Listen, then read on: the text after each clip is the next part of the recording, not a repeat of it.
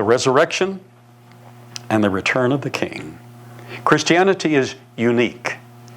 Its underpinnings have been recognized in factual science.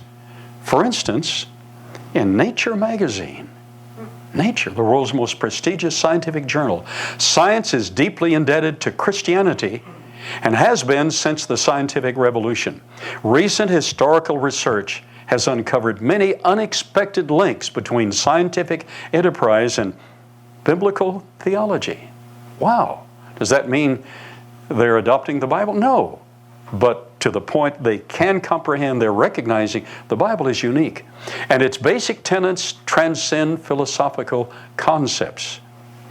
Here's what Encyclopedia Britannica wrote. This understanding of creation, class, if we get this, it'll be worth all the effort you made to get here. This understanding of creation, written by secular writers, entailing the universe's total emptiness of independent self-existence, meaning Christianity affirms the universe didn't create itself.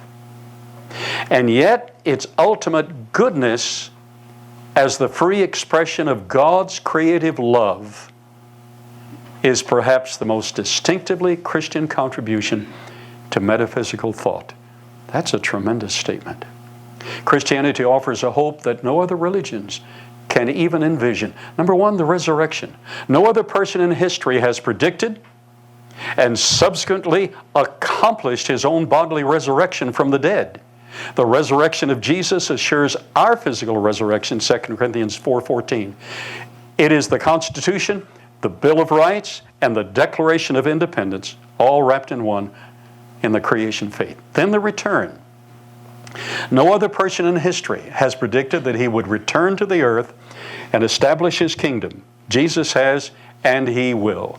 Henceforth there's laid up for me a crown of righteousness, which the Lord the righteous judge shall give me at that day, but not to me only, but unto all them also that love his appearing. 2 Timothy 4:8. He's coming back, and when we finally see him, it'll be far more glorious than when John and Peter saw him by the Sea of Galilee. The only place in the Bible where his physical appearance as Son of Man is actually described is when John saw him on the Isle of Patmos many years later after his resurrection and ascension. Here is how John saw him, and here's how we shall see him, not as a babe in a manger, and not as our sin-bearing substitute nailed to a cross, but as our eternal King of Kings and Lord of Lords. I saw one like the Son of Man, clothed with a garment down to the feet, and girded about the chest with a golden girdle. His head and his hairs were white like wool, as white as snow, and his eyes were like a flame of fire, and his feet were like fine brass, as if they burned in a furnace, and his voice as the sound of many waters. He had in his right hand 7 stars, and out of his mouth went a sharp two-edged sword, and his countenance was like the sun shining in its strength.